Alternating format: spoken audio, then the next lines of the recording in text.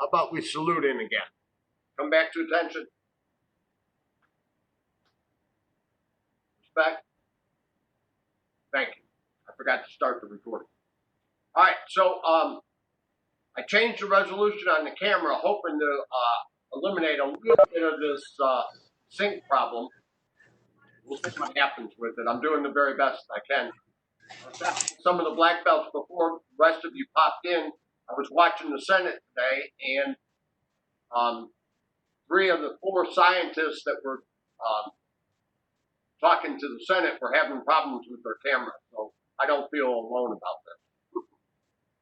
I thought that was funny. But anyway, all right. So let's get busy. Everybody spread your feet out. Put this hand up in a punch. Straight punches. Ready? 1, 2, 3, 4, 5, 6. Double punch. 1, 2, 3, 4. Ha! 3 punches. 1, 2, 3, 4, 5. Ha! All right, ready? All right, I'm going to do a little bit of review of some of the stuff that we've already went over, because it helps, of course, to go over it again. So let's start with some of the ways that we were doing punches to generate force. So we're going to start with, by the way, Ms. Streck is going to do a class on solid stance 1. So a lot of the intermediate students don't know solid stance 1. So we'll keep talking about that, and when she gets that class ready, I'll let everybody know that. But we're going to work on the punch from solid stance 1 because it breaks down our power really good.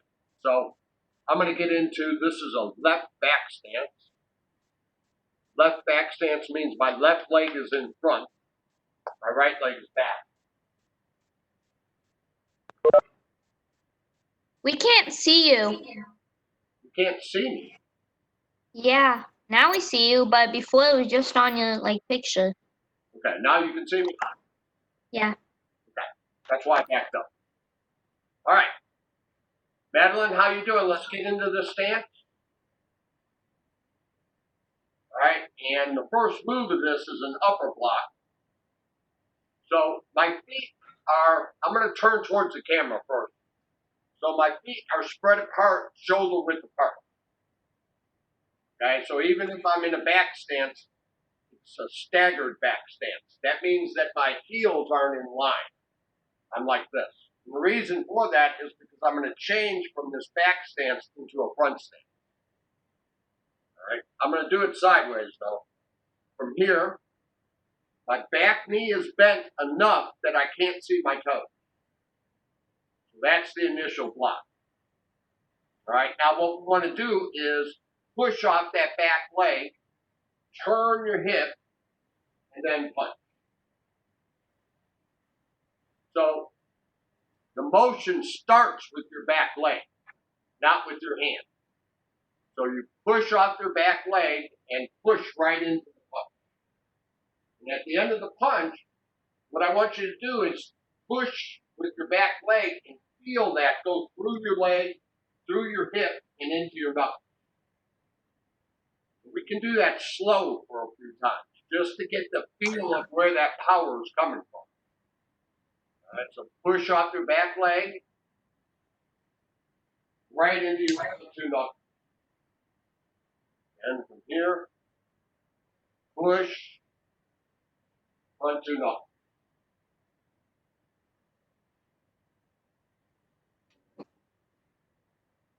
Okay, again, push, front 2 knuckles.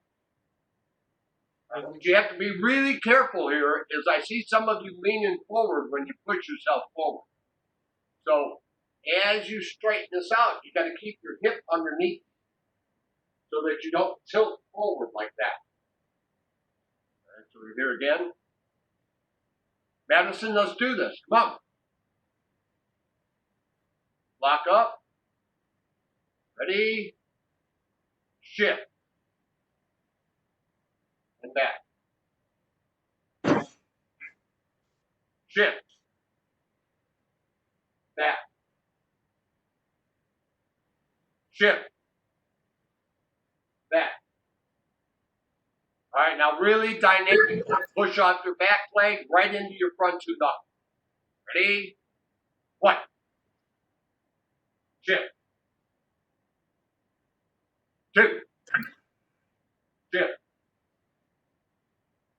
Now each time that you do it, try to feel the floor. You're pushing off of your back leg. Ready? Shift. Back. Punch. Shift back. Punch. Shift back. Okay, one more time. Punch. And back. All right, Kelly's going to come in here.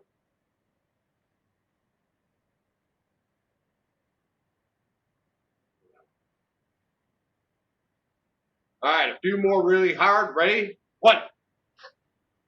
Back. 2. Back. 3. Back. Don't bounce out of the punch. Make sure you go all the way through the punch like you're breaking the board. Don't bounce. All right, ready? 1. Leave it there. Leave it there. Let's do it again. This time, punch and leave it there. We're going back too quick. Ready? Punch. Back. All right, you want to get your all out of that punch. So you're not just doing the punch. You're trying to do your hard punch. 2. Back. From your hip. 3. Back. 4. Back. 5. Back. Hiya! Good work. All right, turn around and face the other way.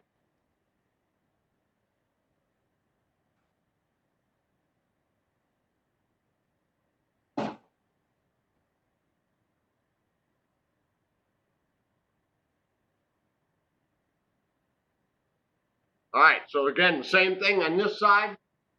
Sorry. We're in the back stance here. Feet more than shoulder, or at least shoulder width apart, so that when you make the shift, you're in a front stance.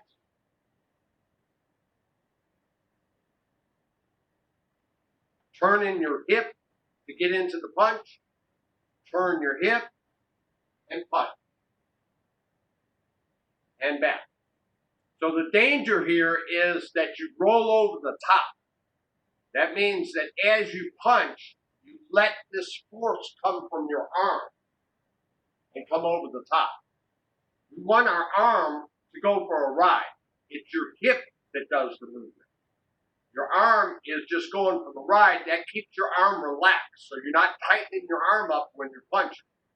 You're relaxed all the way through the punch until you get to the very end. All right, ready? From the back stance, slowly shift through your hips into your front two knuckles and back. Do it again, shift and back. Shift and back. Try to bend that back knee a lot. Really use that back knee. Over-exaggerate it so that you're really working through your back leg into the punch. Shift and back. All right, shift hard. Ready? Punch. Back. Don't jump out of that punch.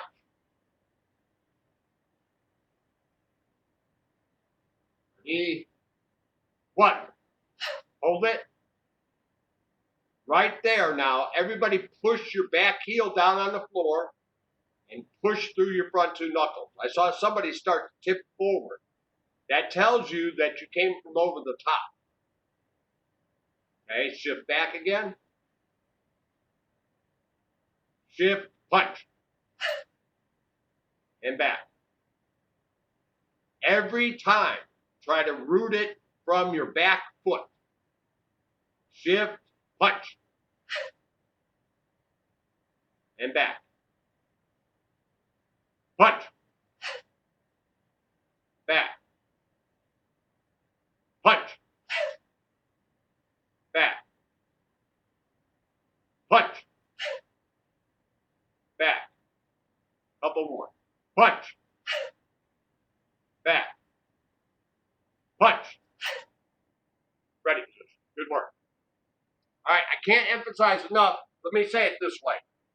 When people practice karate, they spend all the time that they're working from white belt to black belt working on generating this force from your hip. It's an ongoing task. So the punch from solid stance 1 that we were just working on is a big exaggeration of that power generation. So it's a great way to practice that move. Even in attack form 1, like if I'm doing attack form 1 coming towards you, that same power generation is in that move. It's not broken down as much, so it's harder to feel it. That's why I'm saying solid stance 1 is a great tool to get the feel of that. I mentioned that I watched 3 of the scientists testify to the Senate, and they were all having problems with their camera. What does that have to do with what we're doing? Well, some of you are still having problems with that generation of force. Don't worry about it. It's an ongoing project. But you have to tackle it. So hear what I'm saying about pushing off the back leg. All right. The other thing that we worked on that's another good drill to get this power generation, we worked on 2 sets from Basai and Kusan-ku. So they're very similar, and it's all about hip generation in this too. So there's some new students in class that, of course, don't know these forms, but you can follow along because it's pretty simple. All right, so I'm in a horse stance. I'm going to turn the horse stance like this. So I turn towards the wall to my right. So instead of being squared off like this, I'm turned. In the form, there's a stiff arm like that, like you're stopping somebody here. And then this is the move. Watch me the first time. I'm going to turn my hips all the way through so I'm facing the other way and punch. So this is the same thing we were just working on. Turning your hips to start the punch and then driving through your front knuckle. All right, so let's get into that stance. Spread your feet out. Put your hand up like you're stopping somebody with the palm of your hand. Straighten your back up. Twist your hips. When you get to about right here, start the punch. And then extend the punch through your front 2 knuckles. All right, let's go back to this position. Turn your hips. When you get about halfway, that punch starts to extend. Right as you finish the turn, you finish the punch through your front 2 knuckles. Again, back to here. Ready, twist. All right, now our power comes from how fast we twist. All right, so let's try one. Ready? 1. Back. Strike. 2.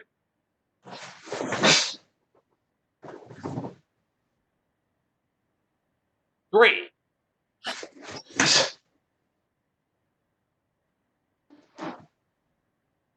4. 5. 6. 7. 8.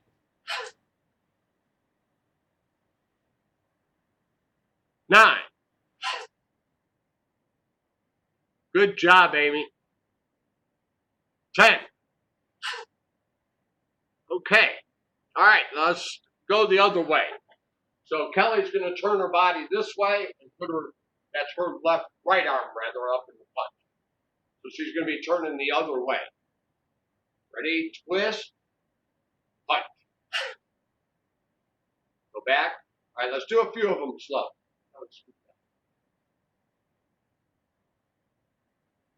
All right, twist all the way through, extend. All right, go back. Twist, extend. Back. Ready? Quick. 1. Don't aim too high. Aim to the solar plexus. 2. 3. 4. 5. One more hard. Ready? Huh! Work. Okay.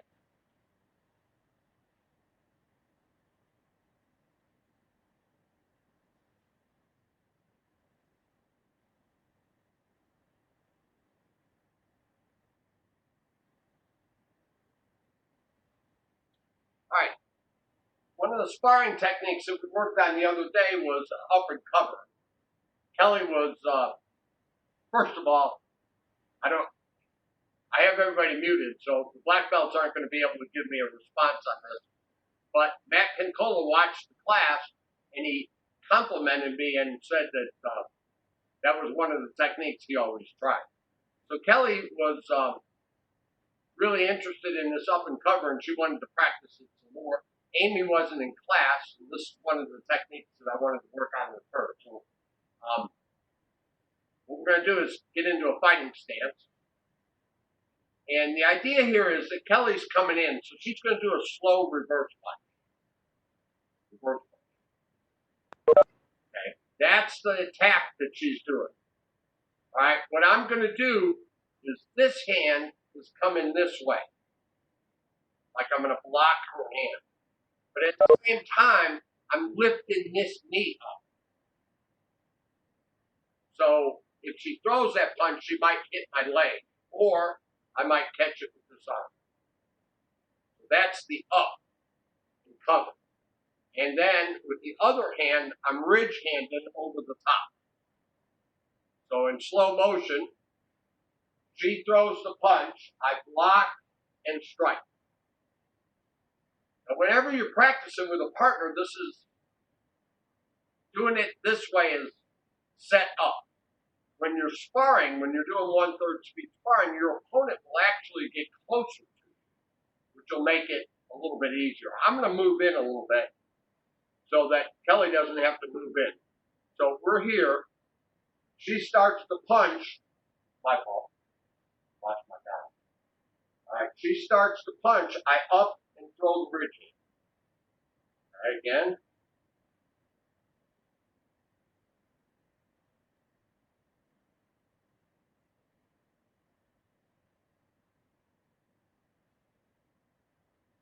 Okay.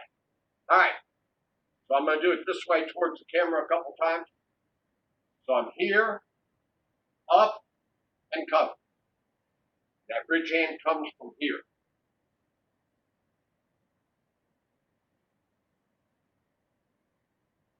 Like that. All right. One thing you don't want to do is get too high. So I don't want to straighten. This is my right leg and back. I don't want to straighten my right leg all the way out. Because if my opponent comes in and bumps me, they'll knock me over. So I need to keep that support on the back leg because that's the leg I'm going to stand on, like a cat stand. All right? All right, so Kelly's going to come in.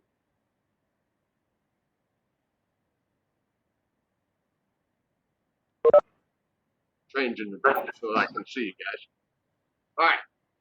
Ready? 1. 2. 3. Remember, they're coming to you. You're not going towards them. They're coming to you. 1, 2, 3, 4, 5, 1, 2, 3, 4, 5. All right, turn around and let's do it on the other side.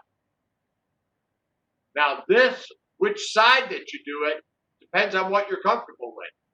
And that's an experiment for 1/3 speed sparring. When we move it around, we get back in class, try it on both sides. Almost always people have a favorite side, so you need to find out which side you do better. All right, ready? 1, 2, 3,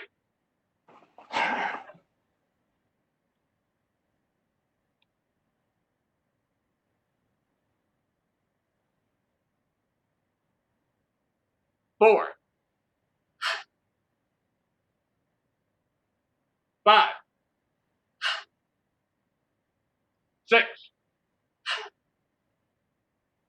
7, 8, 9. Hup! Good work. Okay. All right, we're going to work on another sparring technique. I'll switch my view here for a second.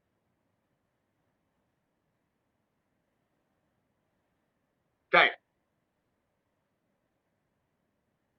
The messages come up and then they disappear real quick.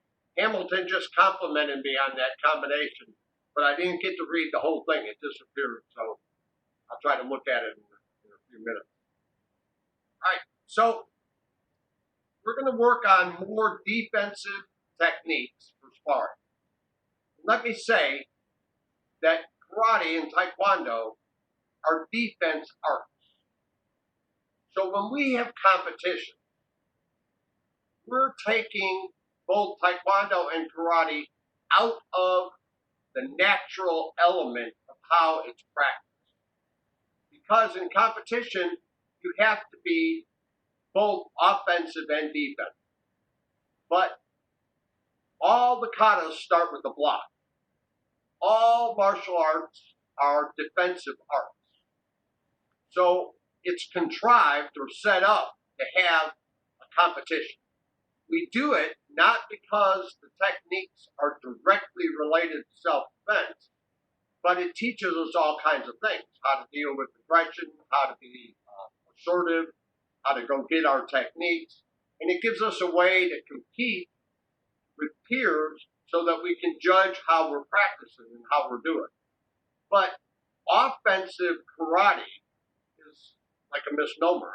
That really doesn't make sense because karate and taekwondo, like I said, are defensive. They work best defensive.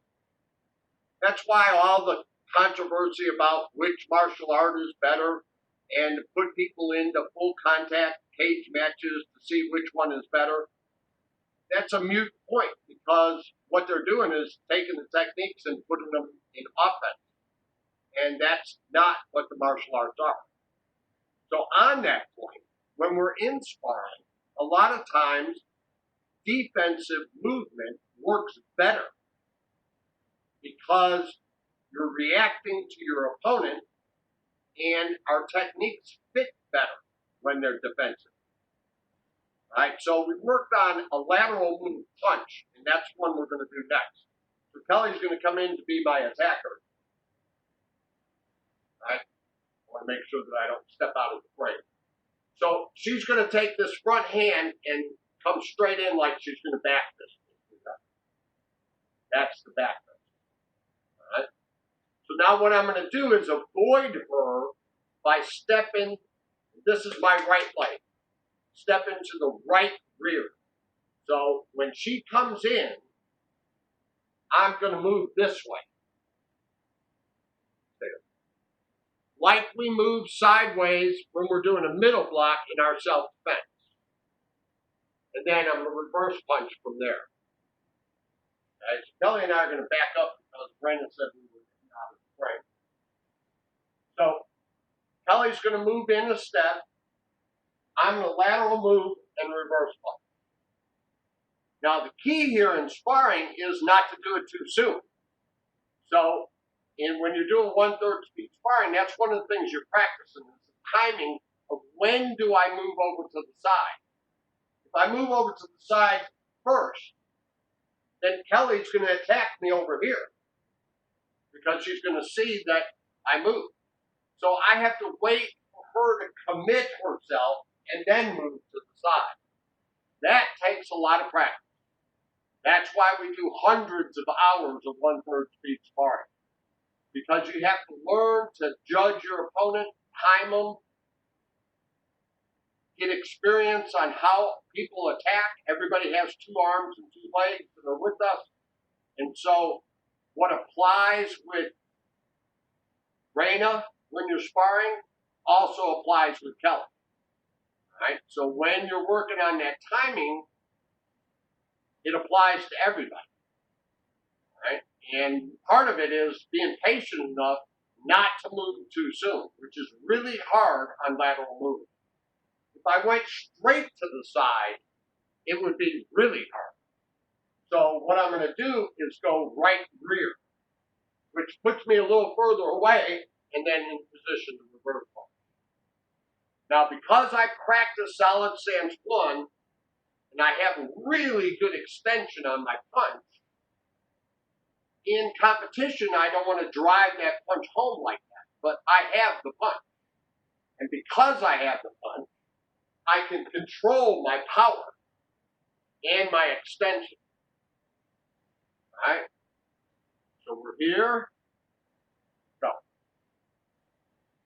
right. So facing the camera, Kelly and I are both going to face the camera here. So I'm stepping this way, then punching across. All right? Ready? 1,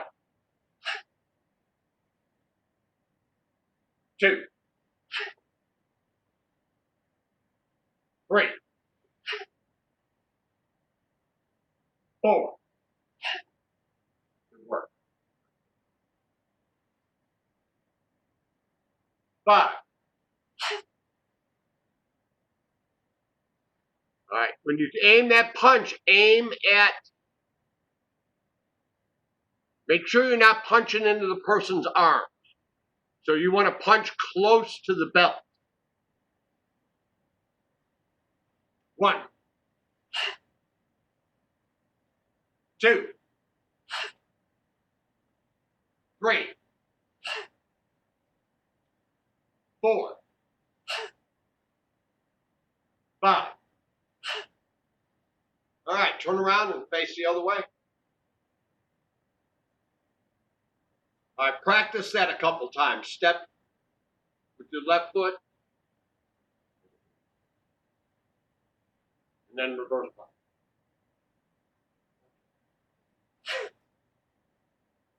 So go back. This way. This way. Step to the side.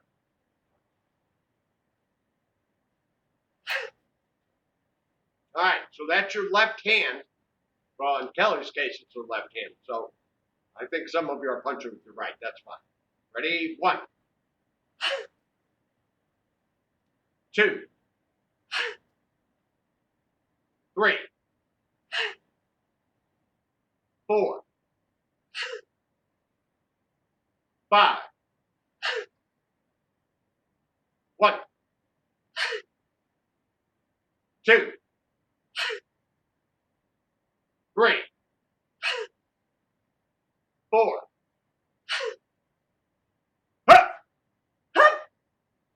Okay. Of course,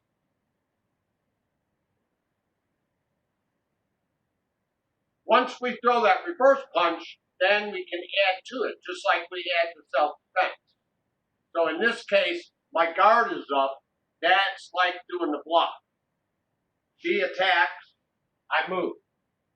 I'm throwing a opposite hand punch and then a ridge hand. So she attacks, I move, punch, ridge hand.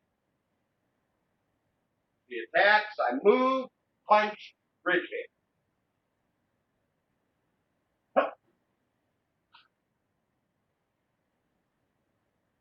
Okay, Raina, you doing it with us?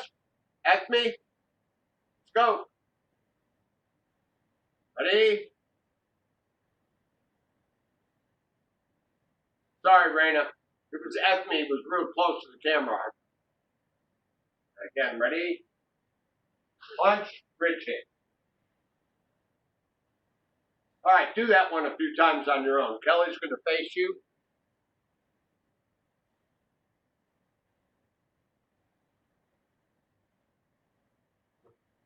Just do it on your own without a count.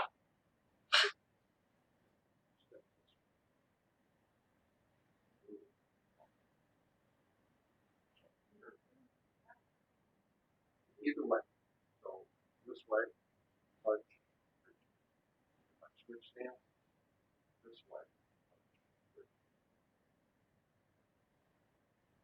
All right, just like when we were doing solid stance 1, don't come from the top. Throw that from your back leg, the ridge hand.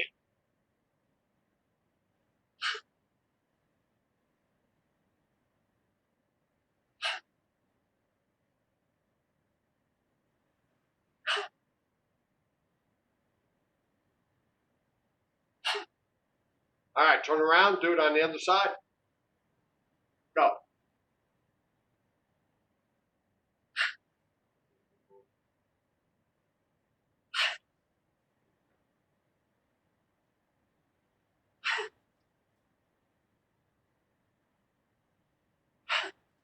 Good. All right, now we can, of course, like in self-defense, we have 4 weapons. So when Kelly attacks with the back fist, I can move here, punch, and then lead leg round kick. I'll turn her around so you can see my kick. So she attacked, and I lateral move, and then front leg round kick. All right, so I'm here, I lateral move to the side, punch, round kick.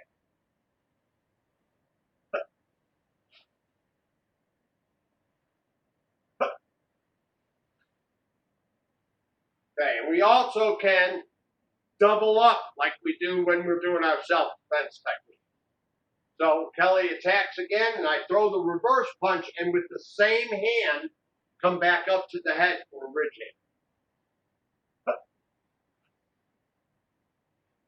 hand. Okay, so you see the connection between the way that we do self-defense and the sparring combination. They're one and the same. The combinations that you learn, especially above the belt, doing self-defense, are the same combinations that you would use in sparring. We round them off a little bit because they're not self-defense techniques. We're not trying to hurt the other person. All right, so try those different variations, and if you come up with something else, like a back fist to throw in there, try that a little bit too. All right, on your own, go.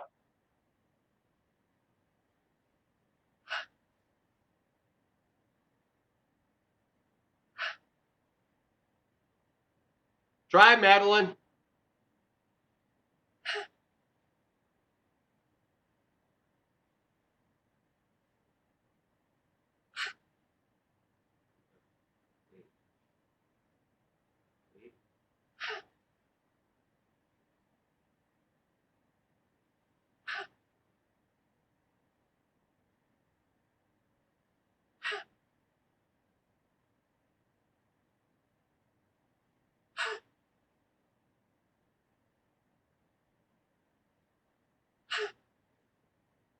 Okay, good work. All right, so the reason, like in self-defense, that you have all these different options for sparring is the same reason for self-defense. Because some people are more comfortable with one technique over another technique. So you have to find that by experimenting. So you want to try different combinations, see what feels comfortable for you, and then try it when you're doing 1/3 speed sparring. Matthew came in, so let me use Matthew as an example. Matthew saw an uppercut. So he wanted to try to do an uppercut in sparring. But he tried to do it from way outside just because he was trying to fit the technique into the way that he moved. Instead, you have to learn the technique and then make adjustments to the way that you move to try to do the technique. And that takes trial and error and trying it and seeing how close somebody has to be and how you have to evade, all that type of thing. All right. The other thing we worked on was a defensive side kick and a defensive back fist. We both use the same avoiding technique, which is the shuffle step away. So Kelly's going to set up like she's going to back fist with her lead hand. Right? And I'm going to avoid that back fist by stepping back. When I step back, my rear leg is pointed away from me. And then as she comes in, this is really important, my heel and knee up parallel to the floor. And then extend. Okay, so I'm here, I'm stepping away, my hip is turned because my back foot is turned. And then I'm extending the side kick from here. Okay, so she attacks. I'm here, I'm lifting my knee and foot parallel to the floor and coming straight in to the attack. All right. And let's go over the back fist as we do it at the same time. So I'm here, the back fist is because she got closer to me. So as she throws the back fist, I get away, but I don't have enough room to kick. So I'm going to avoid her the same way and throw the back fist over the top. Get to her. So I'm here, I'm avoiding her, and then throwing the back fist. Alright, so she comes in, almost gets me with the back fist, puts me in range to hit her with the back. I would not be able to hit her with the back fist unless she was close enough. So I'm making an adjustment on which technique I'm going to throw because of her distance. Not because I want to do the technique, but because my opponent changed the range. If she was a little further away, I could side kick. Closer, I have to back kick. All right. So I'm going to have Kelly stand sideways to you, so everybody get into your favorite side facing stance, right or left, whichever you're more comfortable with. The foot that you're stepping, Madeline, you ready? The foot that you're stepping away with points away from your camera. So everybody, let's do that. Step away. That back foot should be pointing away from the camera. Everybody check yourself. Bend your knees. Now when you lift your hip, you want to lift your heel and your hip and your knee at the same time so that your foot is knee and foot parallel to the floor. It's really hard to hold it there, so go ahead and lift and kick. All right, let's try it again. Ready? 1. Step away, lift, kick.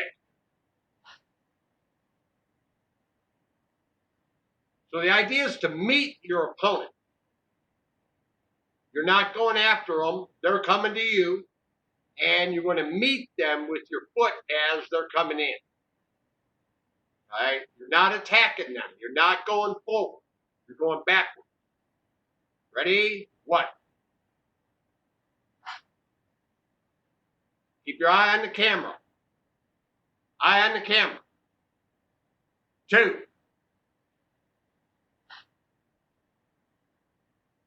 3.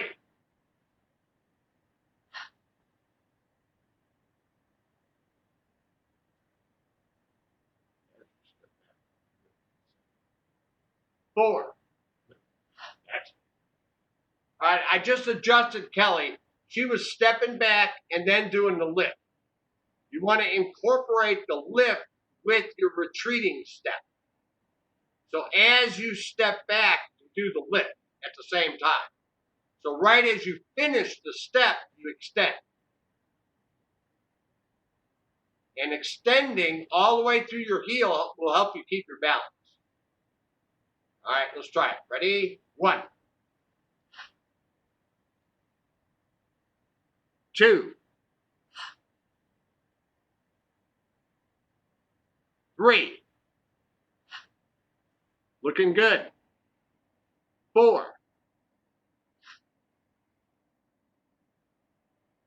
5. Mr. Frederick, chamber your leg better, tighter. So I just told Craig to chamber his leg. That means to fold it up tighter. The reason for that is your opponent is coming at you. If you are slow about chambering your leg, they will get to you before you can get your leg up.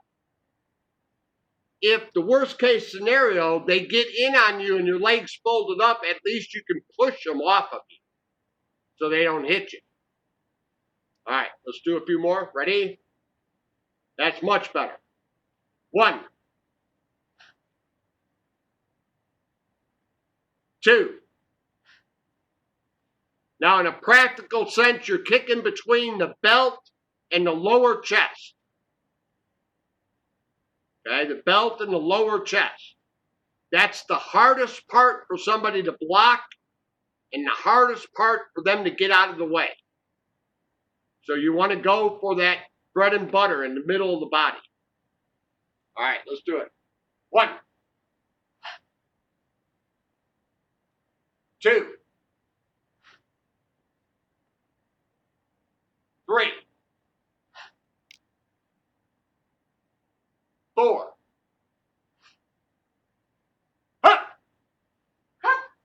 Good work.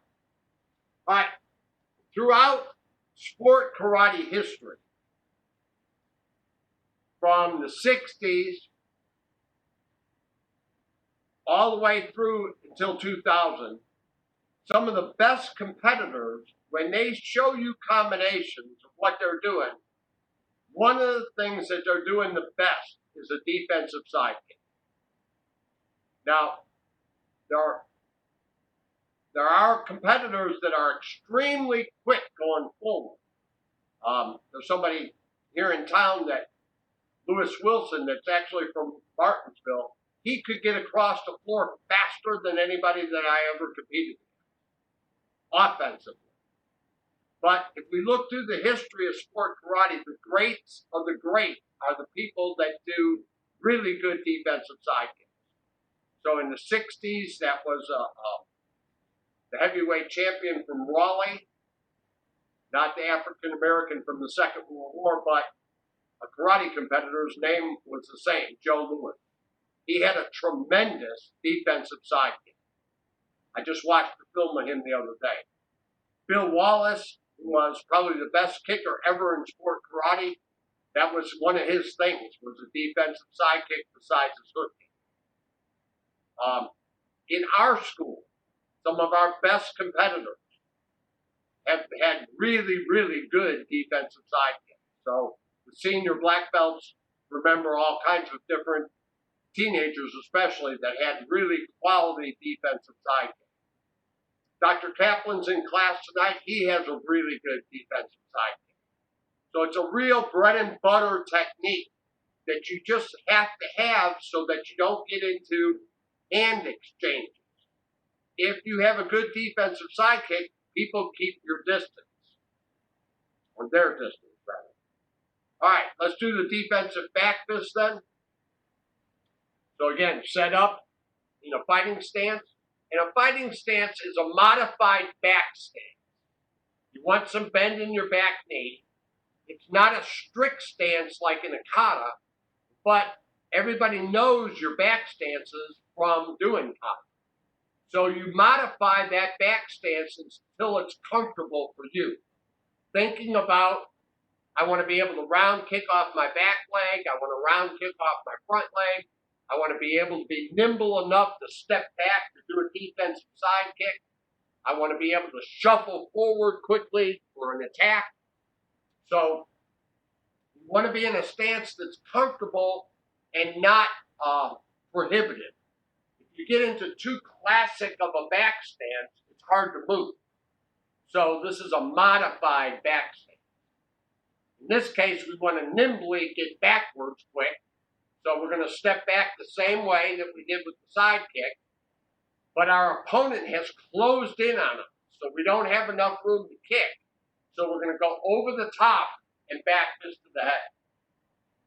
I want that back fist to make contact with my opponent when my back foot stops. So I don't want to move, wait a while, get hit a bunch of times, and then try to hit him with the back fist back. I want to get out of the way and back fist him at the same time. All right, so Kelly's going to step in. All right, let's try it. Ready? 1, 2, 3,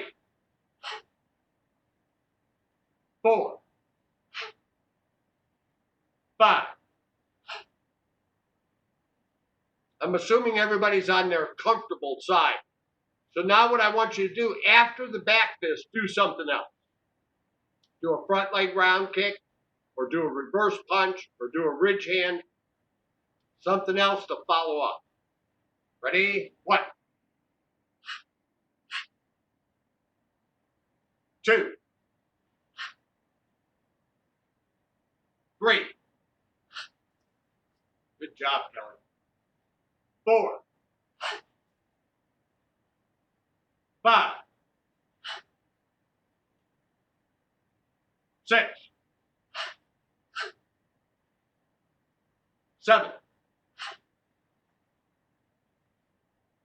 8, 9. Good work. All right.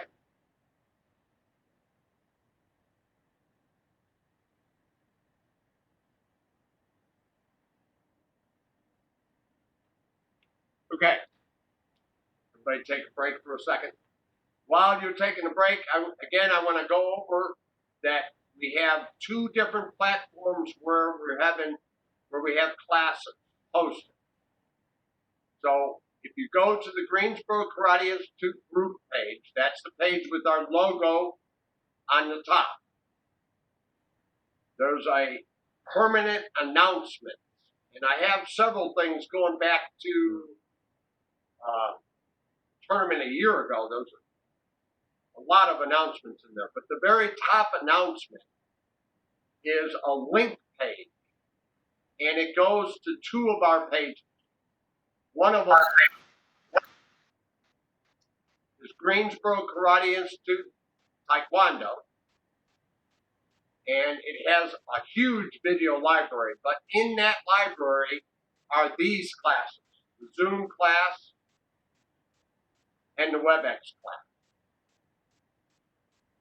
I learned watching this show on TV today, I'm talking too quick because we have to allow for this a little bit of backfeed.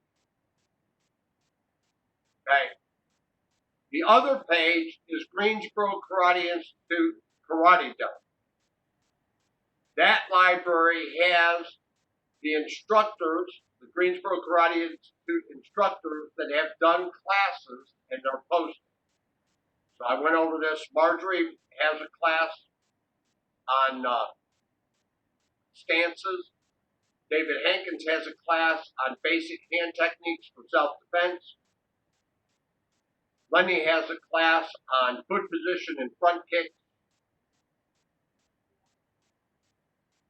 And Warner's class is on more self-defense techniques. And Angie's class is on Brick Form 4. No. Brick Form 4 and the Iron Butterfly. Okay. So Marjorie contacted me today. She's going to start working on her second class. And since most of the instructors are here, I want you to try to do that too as well. So we can get another series of those classes. So when I look at this, I can tell that there's people looking at these classes. Unlike the group page, I can't tell who's looking at it. It just gives me a number. You know, like 27 people looked at it or 50 people looked at it. On the group page, I can see who's looking at stuff, but nonetheless, that's good. People are taking advantage of it and looking at it, including these classes. So if there's something in this class that you're not sure of, I will be posting this class so that you can go back over it. All right, let's work on Puan for a minute.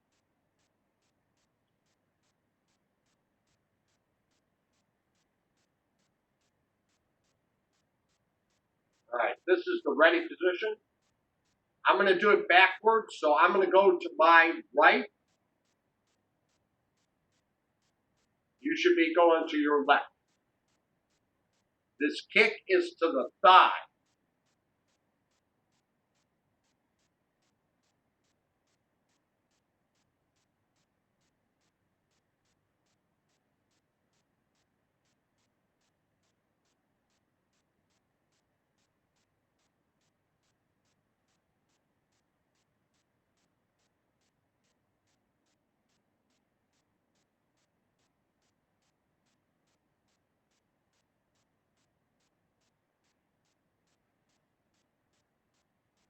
Practice that piece.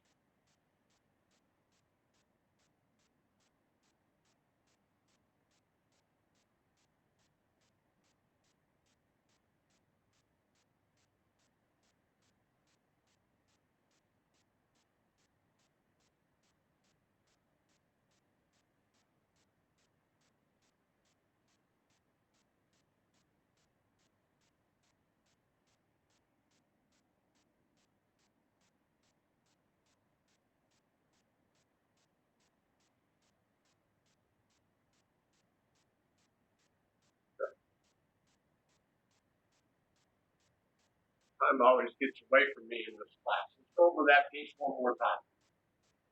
We'll have to leave more time next class.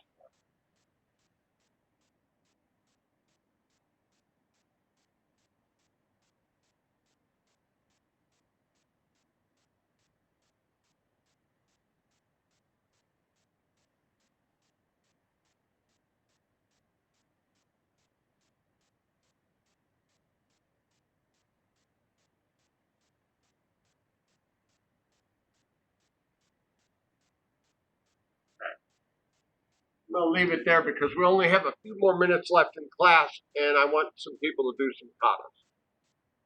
So let's see.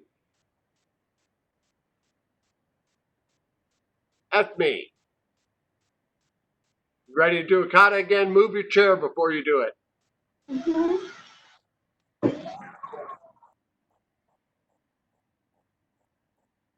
I'm gonna do one too. Okay.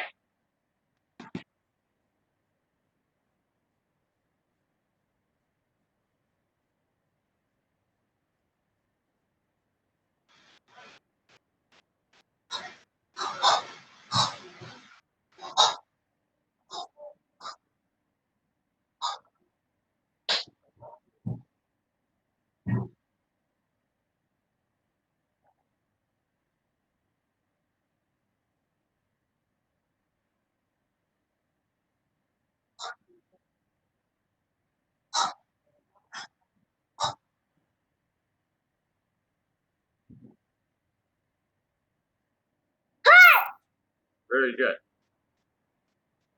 Good job.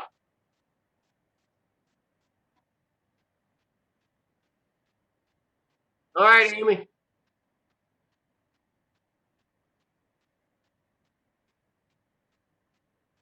Amy, do a kata for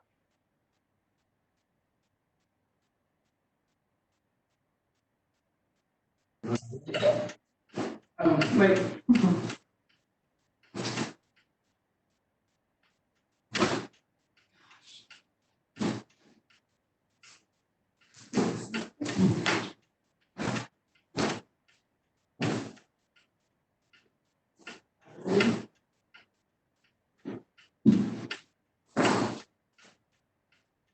see us. Oh, there you go.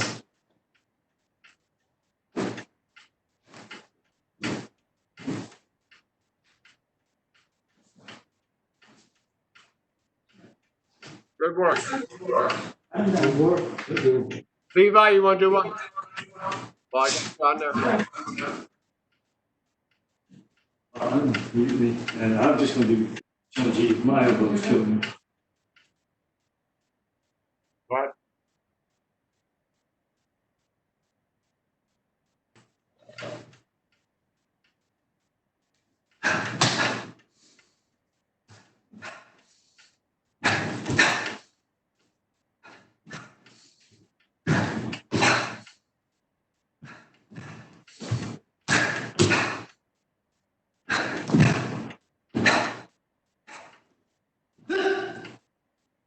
Good work.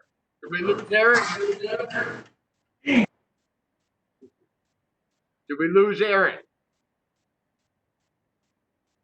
Yes.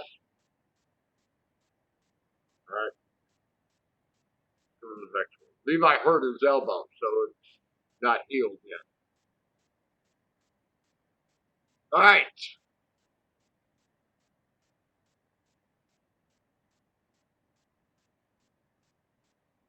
Yeah. You're on, Ishwa. Can I do forehand? Yeah, absolutely. Make sure you give yourself enough room. Oh, really? What's wrong with being unmuted? No, I unmuted. You know you could do that.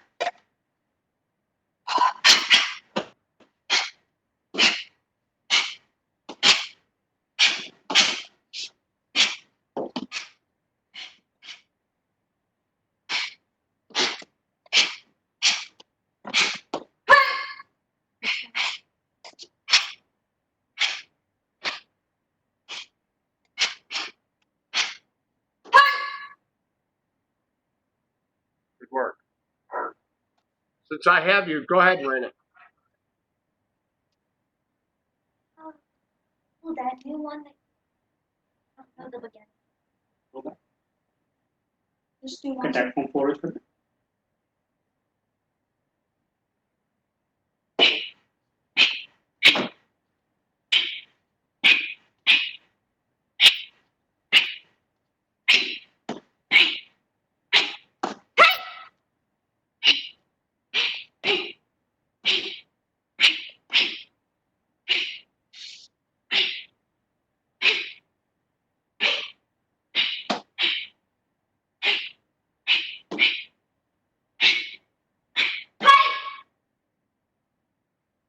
Thank you. Sanjay? I'll do Tosan.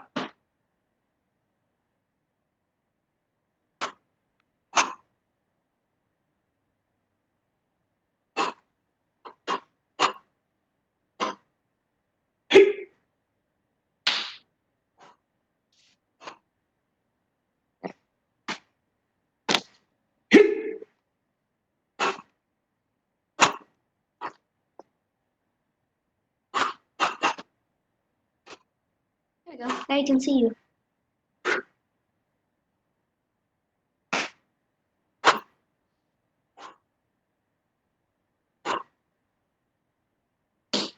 Don't pay attention. Thank you. So that form is Kuan. You said Tosan. I understand the confusion. We worked on two new katas. All right. Thank you.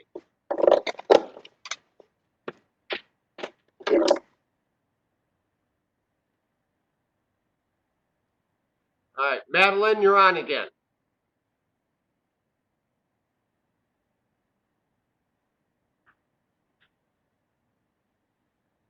Give yourself enough room. I have enough. Okay.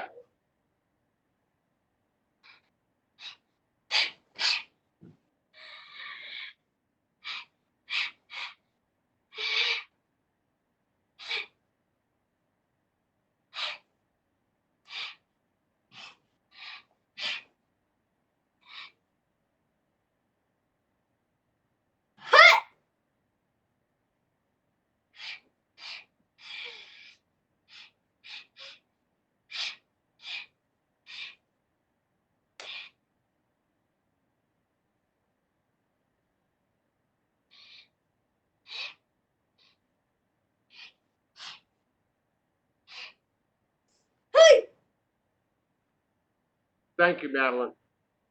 You're welcome. You did good. You need to adjust the screen so that the camera's aiming at you because we only could see your head, but that's okay. You did good. I could see it. It's okay.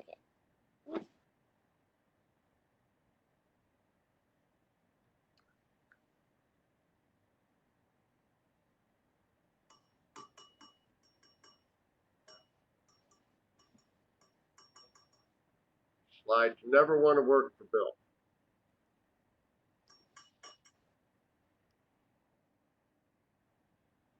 All right. Let's see. Lenny, you're on.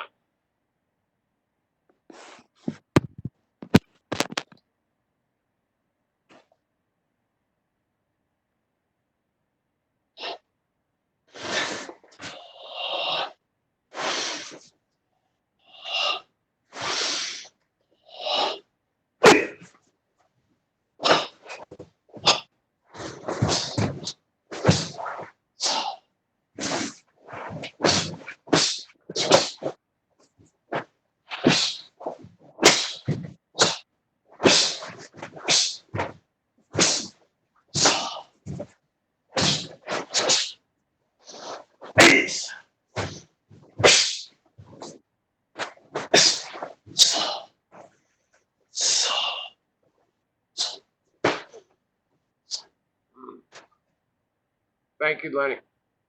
Thank you.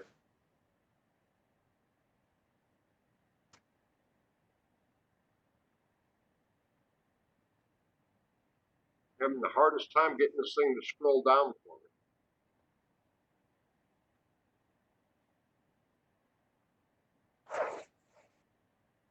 Be patient, everybody. I'm working on it.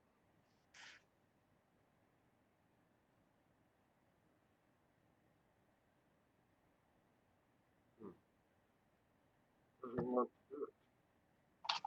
Well, I know everybody's being patient, and I'm having a hard time with the slide here. Doesn't want to go down to the rest of the class. Let's see if I can do it this way.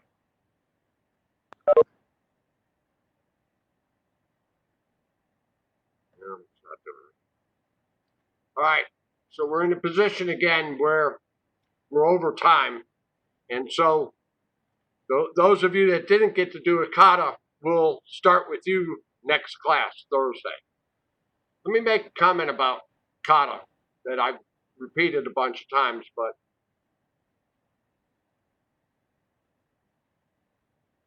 I can't get me either. Let's see. Okay. So I wanted to get to Madison and Madan and Samhita and Matthew. So we'll have to do that next class. When you're doing your katas are very self-critical. They rely on you paying attention to what you're doing when you're doing the kata, and then acknowledging mistakes or room for improvement. That's your next step. So they taught us in grad school to use that phrase, next step. So when you're doing your kata, you want to be aware of what you're doing. Pay attention to everything. Your stances. Madeline, try to pay attention. Your stances, your strikes, kicks if they're in there, and pay enough attention to what you're doing that when you finish the kata, you come up with your own next step. So if you do that daily, that's how you improve your kata practice. So like the people that did their katas tonight, you should be thinking of what could I have done better in that form? And that's your next step. Then when you approach that form the next day and you do it again, you try to solve that next step. So little bit by little bit, that's how we improve our katas. That's why it's an art form, because that's what we're doing. We're improving our forms little bit by being attentive to what we're doing and constantly working on that improvement. All right. So it's good to see everybody tonight. I've been listening to the different. Hold on one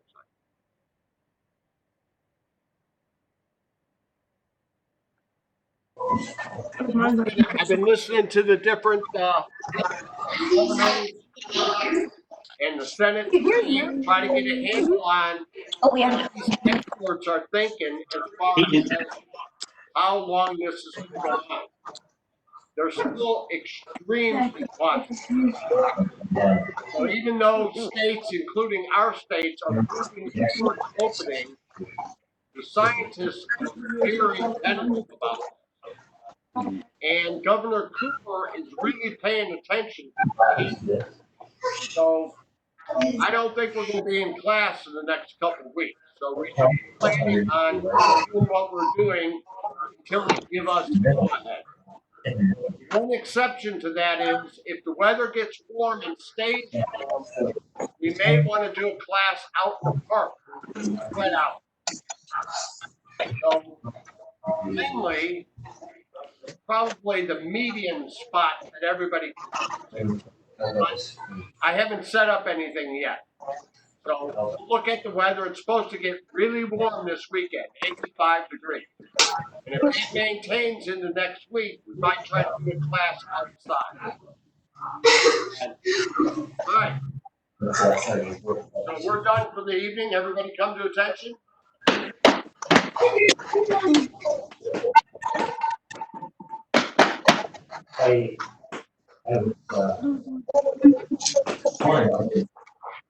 Wait for everybody to come to attention and settle down. Madeline, stand up.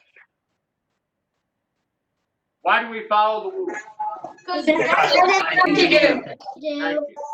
Who's number one? Good work, everybody. Have a good evening. Good night. Bye. Hamilton, before you log off, I can't see Bye. Bye. Lenny and Warner and Hamilton and Marjorie put in a call to Brian Penna. He must have been busy. He sent me a message immediately that he would call me back, and I was hoping that he would call back before class, but he didn't. So I have this call in because I'm trying to figure out the day and the time that they're going to do the Legends in South Carolina. Hamilton's here, but I can't see his video, but Hamilton's a school teacher, and so he expressed the problem if he's going to be back at school, he won't be able to get to Columbia, South Carolina in the early evening. So I'm trying to get with Brian Penna to find out exactly what he's thinking. Whether he's thinking about doing it Friday or late Friday. He has a judge's clinic, so it may be late Friday, or it could be after his tournament on Saturday. So that's all up in the air. I'm just telling you that because I called him up and we're going to try to get an answer on that so I can give it to him. Is there a date yet for that? Oh, yeah, it's the 14th of August. Okay.